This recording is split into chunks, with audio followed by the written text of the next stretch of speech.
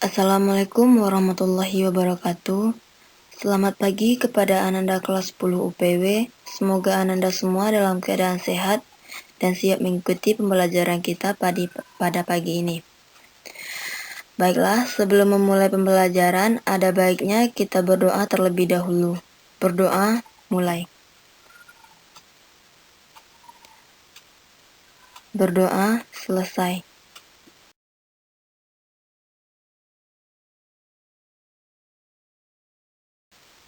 Pada pertemuan kali ini, kita akan membahas tentang manfaat dan tujuan pekerjaan dalam tim. Kerjasama tim yang efektif tentunya menjanjikan sebuah pengalaman yang berharga dan merupakan sebuah wadah luas untuk belajar dalam mengatasi kegiatan pekerjaan. Pastinya setiap orang memiliki cara bekerja yang berbeda. Ada yang terbiasa bekerja sendiri dan ada pula yang terbiasa menyukai kerjasama.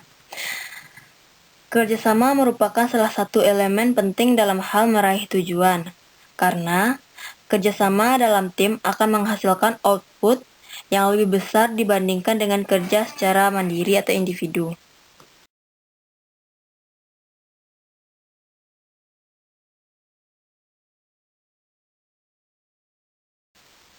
Berikut fungsi dan manfaat kerjasama dalam tim.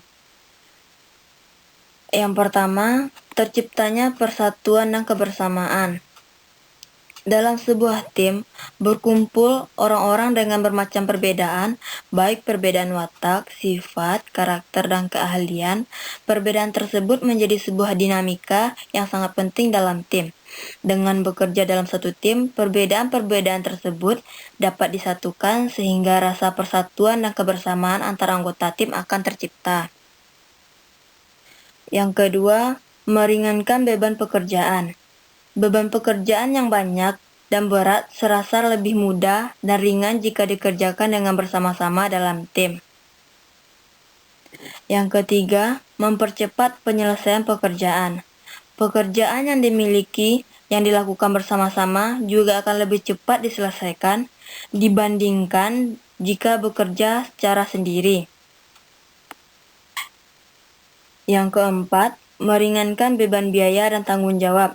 Setiap pekerjaan pasti membutuhkan biaya, baik material maupun immaterial. Biaya tersebut dapat berasal dari sumber, baik yang berasal dari tim maupun yang berasal dari luar tim. Jika biaya tersebut dibebankan kepada satu orang, akan terasa berat. Tetapi, jika dibebankan kepada banyak orang, tentunya akan terasa lebih ringan. Yang kelima, meningkatkan produktivitas. Dengan bekerja dalam satu tim, akan lebih banyak pekerjaan yang dapat diselesaikan dengan tepat waktu. Jumlah yang diselesaikan juga lebih banyak dan kualitas yang dihasilkan akan jauh lebih baik. Yang keenam, meningkatkan efektivitas pekerjaan. Bekerja dalam tim memungkinkan adanya pembagian kerja yang disesuaikan dengan kemampuan dan keahlian yang dimiliki setiap anggota tim. Pekerjaan yang dilakukan oleh orang-orang yang tepat tentunya hasilnya akan jauh lebih baik dan memungkinkan terjadinya kesalahan sangat kecil.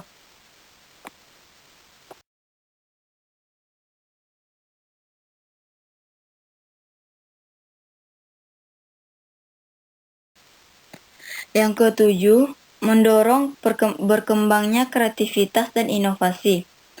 Kerjasama yang dilakukan oleh seluruh anggota tim membuat mereka mengeluarkan semua kemampuan dan keahlian yang dimiliki demi suksesnya tujuan yang diharapkan oleh tim. Yang kedelapan, meningkatkan hubungan interpersonal relationship. Hubungan interpersonal relationship artinya hubungan antar manusia atau hubungan antar pribadi. Nah, dengan bekerja dalam satu tim, membuat setiap anggota saling berhubungan, sehingga mereka akan lebih mengenal tim, belajar bagaimana menghargai perbedaan, tidak memaksakan kehendak sendiri, terbuka akan kritik dan saran, bersedia menolong, dan mau ditolong. Yang kesembilan, meningkatkan rasa tanggung jawab. Pembagian tugas sangat penting ketika bekerja dalam satu tim. Dengan adanya pembagian tugas ini, tiap anggota akan bekerja dengan sungguh-sungguh karena mereka memiliki tanggung jawabnya masing-masing. Yang ke-10, meningkatkan pelayanan kepada pelanggan. Pelanggan adalah raja. Mereka ingin dilayani secepatnya. Mereka ingin dihargai, bahkan mereka ingin dimanja. Kebutuhan pelanggan itu tentunya bisa dilayani oleh satu orang saja. Tidak bisa dilayani oleh satu orang saja, apalagi jika pelanggan jumlahnya sangat banyak. Mereka tidak ingin antri sampai berjam-jam, sehingga diperlukan tenaga yang banyak sehingga dilakukan pekerjaan satu tim. Yang ke-11, memberikan manfaat finansial. Pada akhirnya, jika semua anggota tim sudah bekerja dengan sungguh-sungguh, mengeluarkan semua kemampuan yang dimiliki, bertanggung jawab terhadap komitmen mereka, maka dengan sendirinya finansial atau keuangan mereka akan meningkat seiring dengan peningkatan produktivitas setiap anggota.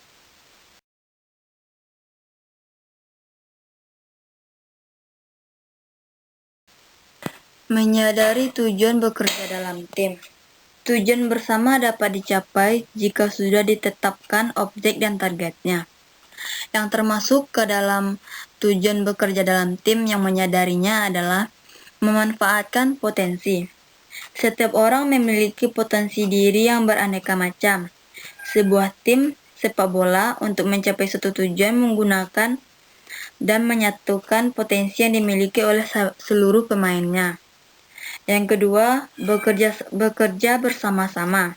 Setiap orang pada dasarnya dapat melakukan sendiri suatu kegiatan dan aktivitasnya. Namun, ketika pekerjaan sangat banyak, baik dari segi jumlah maupun jenisnya, seseorang akan mengalami hambatan. Pekerjaan tersebut pasti akan selesai dalam jangka waktu yang lama dengan kualitas yang pasti kurang. Maka, lebih baiknya pekerjaan dilakukan dengan bersama-sama dan lebih meringankan pada waktu. Ketiga, pembagian tugas, tanggung jawab, dan wewenang yang jelas dan adil. Adanya tugas dan tanggung jawab dan wewenang yang jelas serta adil akan memberikan dampak yang positif terhadap pekerjaan yang dilakukan dalam suatu tim, sehingga diharapkan produktivitas meningkat. Setiap anggota tim mengetahui apa, untuk apa, kapan, dengan siapa, dan bagaimana tugas tersebut harus dilakukan. Yang keempat, memperlancar aktivitas. Bekerja dalam tim dapat memperlancar aktivitas karena suatu aktivitas dilakukan oleh beberapa orang, sehingga hasilnya jauh lebih cepat dibandingkan jika suatu kegiatan dilakukan oleh diri sendiri. Yang kelima, efisiensi. Efisiensi dalam hal ini adalah menghemat berbagai dari segi. Dengan melakukan suatu pekerjaan secara bersama-sama, saling membantu dan saling melengkapi, menghemat dari segi waktu dan biaya yang akan terjadi.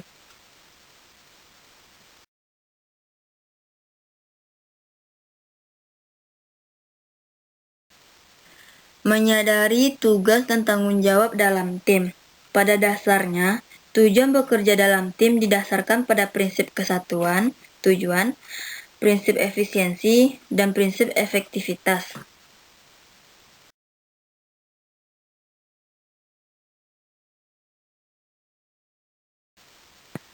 Tugas dan tanggung jawab anggota tim. Yang pertama, ikut berpartisipasi dalam mengambil keputusan tim serta menerima dan melakukan keputusan tim dengan penuh keikhlasan dan rasa tanggung jawab. Melakukan seluruh pekerjaan yang menjadi tanggung jawab dan tugas masing-masing dengan sungguh-sungguh dan penuh tanggung jawab. Yang ketiga, mematuhi dan melaksanakan ketentuan atau norma yang berlaku dalam tim. Yang keempat, memberikan kontribusi yang nyata dan memajukan kerjasama yang dalam tim. Yang kelima, memelihara kebersamaan dalam tim.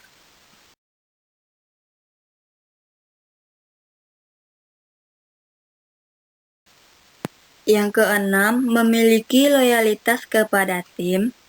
Yang ketujuh, menjaga nama baik dan kerahasiaan tim. Yang kedelapan, menjaga rahasia, presti, dan nama baik tim. Yang selanjutnya, menjalin kerjasama yang baik dengan rekan kerja. Dan yang terakhir, menjamin kelancaran pelaksanaan tugas dan pekerjaan tim.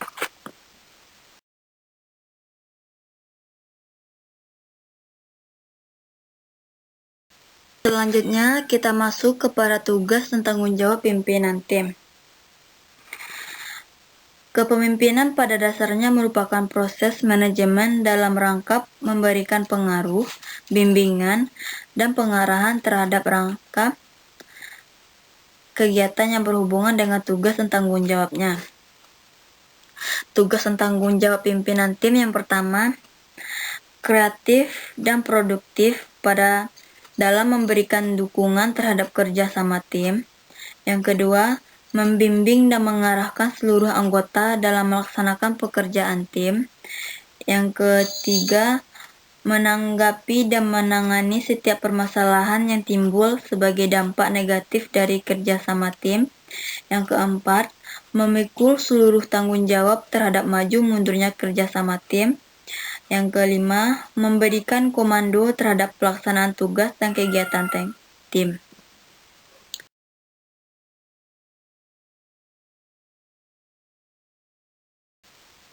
Yang keenam, selalu memberikan contoh yang baik mengenai sikap, tindakan, dan perbuatan kepada bawahan.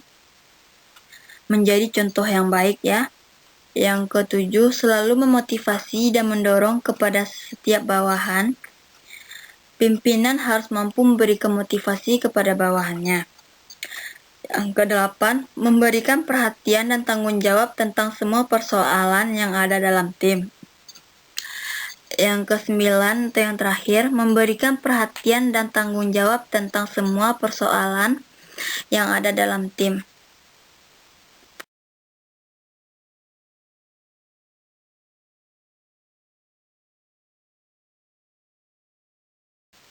Selanjutnya, kita masuk kepada tugas dan tanggung jawab terhadap anggota tim yang pasif. Yang pertama, pimpinan jangan ragu-ragu untuk menegur anggota yang pasif. Yang kedua, pimpinan bertindak lebih tegas agar anggota tidak semena-mena terhadap pimpinan dan kepada setiap anggotanya. Yang ketiga, pimpinan harus tegas dalam membagi tugas pekerjaan. Yang keempat, pimpinan jangan putus asa dan terbawa arus untuk ikut-ikutan pasif. Yang terakhir, pimpinan jangan sering menangani pekerjaan anggota yang pasif. Di sini, pimpinan jangan mengerjakan tugas anggota yang pasif. Beri ketegasan kepada anggota tersebut supaya dia mengerjakan tugasnya sendiri.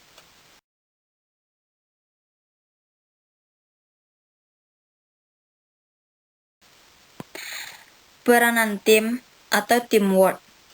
Teamwork sebagai bentuk kerjasama dalam beberapa orang yang berasal dari latar belakang yang berbeda, tetapi memiliki kedudukan yang sama dan eksis dalam industri pariwisata atau organisasi untuk menjalankan komitmen dan meraih tujuan yang sama.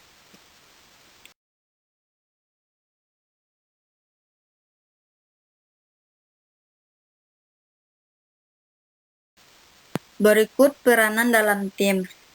Yang pertama, penciptaan pembaharuan. Orang-orang termasuk ke dalam penciptaan pembaharuan memiliki imajinasi yang tinggi dalam memprakarsai gagasan atau konsep. Ciri-cirinya adalah suka bekerja sendiri, tidak bergantung pada orang lain, mengatur waktu menurut selera mereka, serta memiliki gaya dan cara bekerja sendiri. Yang kedua, menjelajah promotor. Orang dalam kelompok ini senang mengambil gagasan baru dan memperjuangkan kasus, serta mampu menemukan sumber daya untuk mempromosikan gagasannya. Kelemahannya kadang tidak sabar dalam mengendalikan keterampilan untuk memastikan bahwa gagasannya ditindaklanjuti. Yang ketiga, penilai pengembang. Penilai pengembang di sini memiliki keterampilan analisis yang kuat. Keempat, mendorong pengorganisasi. Peran mereka fokus pada ditaatinya batas waktu dan memastikan bahwa semua komitmen ditindaklanjuti. Yang kelima, penyimpul penghasil.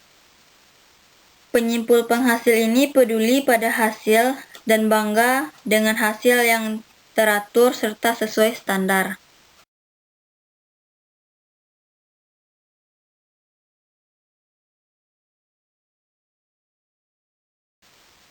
Yang keenam, pengawas pemeriksa. Pengawas pemeriksa di sini yaitu sangat peduli pada penegasan dan penguatan aturan atau prosedur. Yang ketujuh, penguat pemelihara. Memiliki peran penting karena memberikan pemantapan di dalam sebuah tim. Yang kedelapan, pelopor penasehat. Individu yang mendengar dengan baik dan cenderung tidak menekankan titik pandangnya kepada orang lain. Yang terakhir, penganut. Individu yang memiliki semua pandangan dan biasanya akan mencoba memahami semua pandangan yang ada.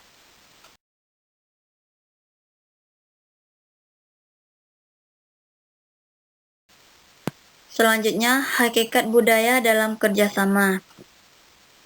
Pada hakikatnya, budaya merupakan pondasi dari suatu tim. Jadi, dapat dikatakan budaya kerja tim adalah suatu falsafah yang didasari oleh pandangan hidup sebagai nilai-nilai yang menjadi sifat, kebiasaan, dan kekuatan pendorong. Membudaya dalam suatu tim.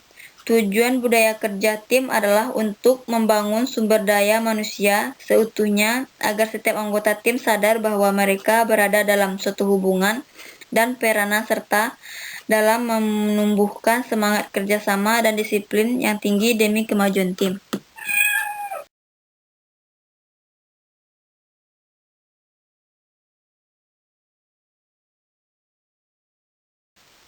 Kita masuk kepada manfaat budaya kerja tim. Ada beberapa manfaat budaya kerja tim. Yang pertama, meningkatnya disiplin dan terbentuknya sikap kegotong royongan. Yang kedua, menjamin hasil kerja dengan kualitas yang lebih baik. Yang ketiga, membuka seluruh jaringan komunikasi. Yang keempat, adanya keterbukaan dan kebersamaan. Yang kelima, jika menemukan kesalahan, dapat cepat diperbaiki.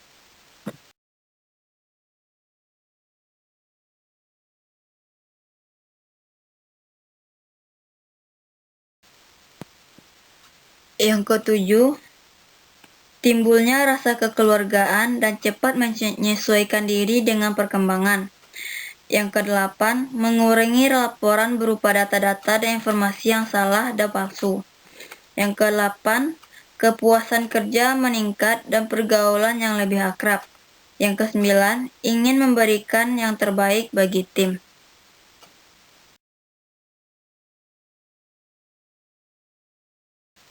Baiklah, hanya itu pembahasan kita pada pagi ini.